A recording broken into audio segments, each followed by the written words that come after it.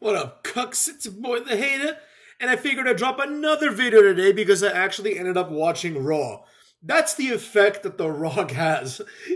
By taking Cody's spot, it makes me want to watch Raw. So here we are. Now let's get to it and make the points that we need to make about this week's rather mediocre episode of Raw. First up, Seth Rollins comes out. The fans predictably are chanting for Cody.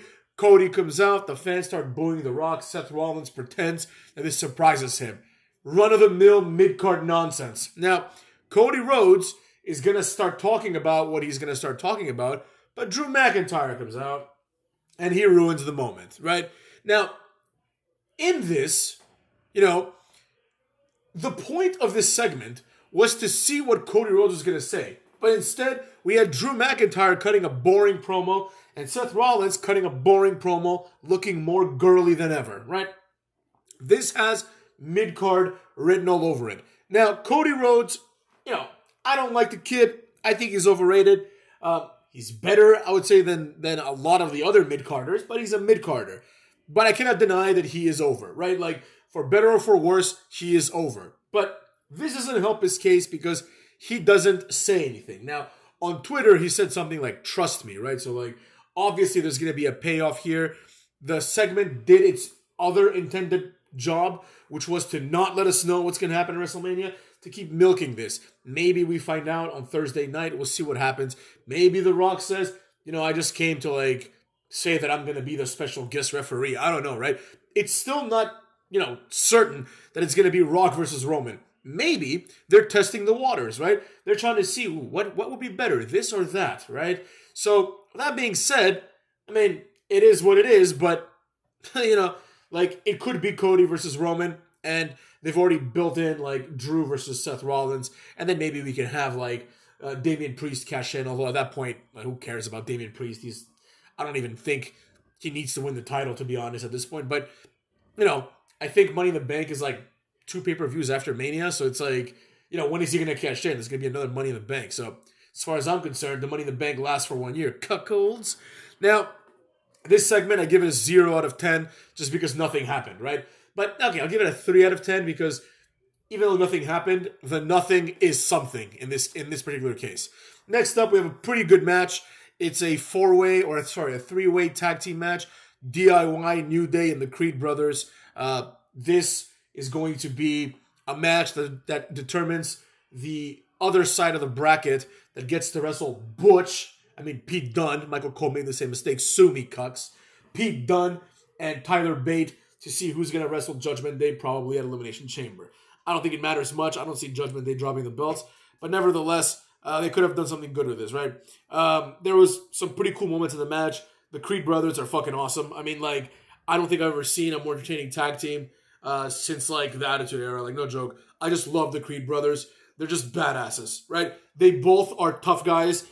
I would go as far as saying that they could probably beat up almost everyone on this roster, except for maybe Lashley. Even though Lashley's, getting older, and these two guys are, legit, right? Especially Brutus, People don't know this, but he was probably the favorite to win the NCAA tournament, but it was the COVID year, so it was canceled, and then, he graduated, and then went to WWE. So, he's as real as they get, motherfuckers. This guy would beat the shit out of everyone there. So, the fact that the Creed Brothers, even though they're awesome, and even though they obviously were the most entertaining team in the match, they lose in a cheap way to DIY. What happens basically is this.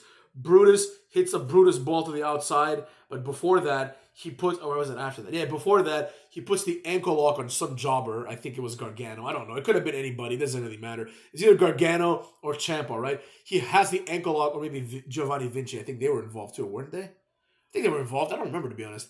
But basically, I think Imperium was involved. So it must have been Giovanni Vinci. This was a bald guy. I don't think it was Ciampa. So anyways, he puts the ankle lock on either Ciampa or Giovanni Vinci, one of these bald fucks, right? And he holds it for 1,000 years, which is insane because it's the ankle lock is really painful if you actually do it. And this guy's a big, strong guy.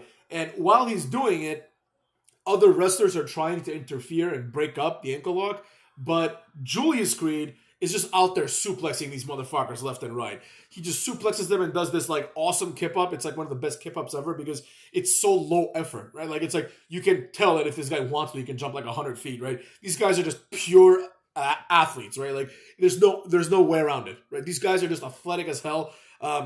Sometimes I don't know. I like Brutus more probably, but they're both like fucking awesome, right? So Julius Creed is just doing suplex after suplex. He's countering suplex, and then everyone breaks up the pin.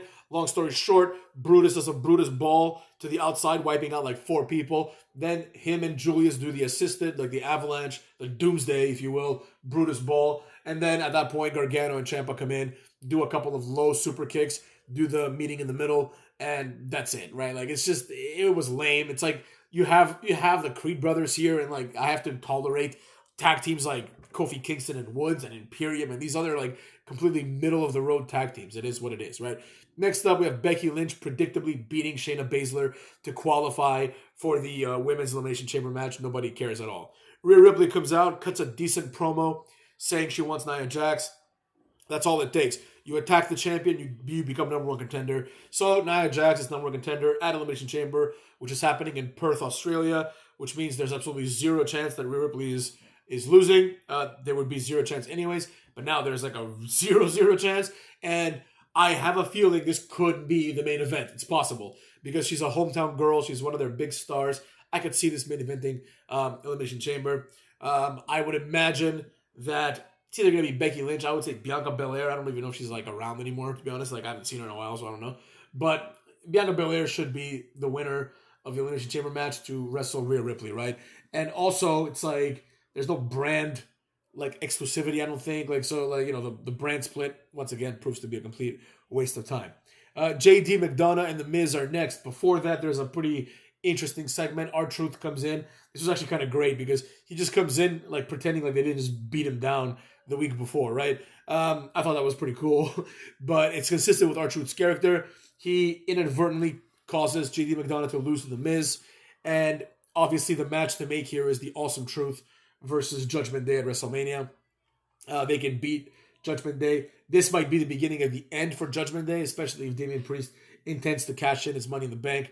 The match was okay. Obviously, The Miz deserves better than this garbage, but it is what it is, right? Then Gunther comes out to do his little celebration. It's apparently been 16 or 600 days that Gunther has been Intercontinental Champion, or as he says, Intercontinental Heavyweight Champion, right? Whatever, call it what you want to call it. It doesn't really matter whether it's the Intercontinental, or the Intercontinental Heavyweight Champion. It doesn't really make a difference. He comes out, gets interrupted by Uso, who, in my opinion right now, Jey Uso that is, he has the best theme music in WWE because it's the same music that he had when he was with with Jimmy. But, they changed it just a little bit, but enough to make it awesome. So, the song goes, day one-ish, and then you hear like his voice. He's like, it's just me, Oos. Day one-ish. Basically, all he's got is himself. I like that a lot. He's over as well. The fans are like doing the yeet chant the whole time. The plan I think was supposed to be Gunther versus Brock Lesnar, but they haven't done anything to push Jey versus Jimmy Uso. Jimmy Uso is basically like 1 foot out of the door at this point. Like he's just waiting for the day that they put the Usos back together. Like Jey Uso has, for better or for worse, I'll give the kid props. He's taken the ball and he's ran with it, right? That's all it takes is one opportunity. You know what I mean? Like Jimmy Uso got injured, and Jey Uso had that moment several years ago when he challenged Roman Reigns, and then he kind of became like that dude, and that led to everything that he has now. So it looks like it's going to be Gunther versus Jey Uso. I'm hoping this is at the Elimination Chamber, and I guess now, like, if they've already established, or if they establish who's going to wrestle Seth Rollins at WrestleMania, then you can do an Elimination Chamber either for the Intercontinental title or to determine the number 1 contender. I know that's a cop-out, but it's like, you need a men's Elimination Chamber. Like, that would just be horrible if you didn't have one, in my opinion, because Elimination Chamber is awesome. Then we had the WWE Tag Team Championship for the women. Asuka and Kairi Sane beat Katana Chance and Kaden Carter, who are boring. But everyone here is kind of boring. This entire story is kind of boring. And then I believe the last match was a pretty decent bull rope match between Nakamura, who is essentially now a complete jobber, and Cody Rhodes. Cody Rhodes predictably wins, gets attacked by Drew McIntyre. I don't know if anything else happens because my Hulu, I DVR'd it on Hulu, and that thing's gone. So it ended with Drew McIntyre beating up Cody Rhodes. I don't know, maybe Seth Rollins came to save him, although he has like a bum knee, so I don't think so, right? But or maybe Cody Rhodes fought him off. I'm not sure, right? But what I do know is that this episode of Raw was kind of boring, and people tuned in like myself to see what Cody Rhodes would do and to kind of gauge the fans' reactions. And I guess the first segment did that, but because it was the first segment, it kind of really took the wind out of the sails for the rest of the episode. So I'm going to consider it to be a mid episode and give it a nice 4 out of 10, Cucks. 4 out of 10 up in this piece.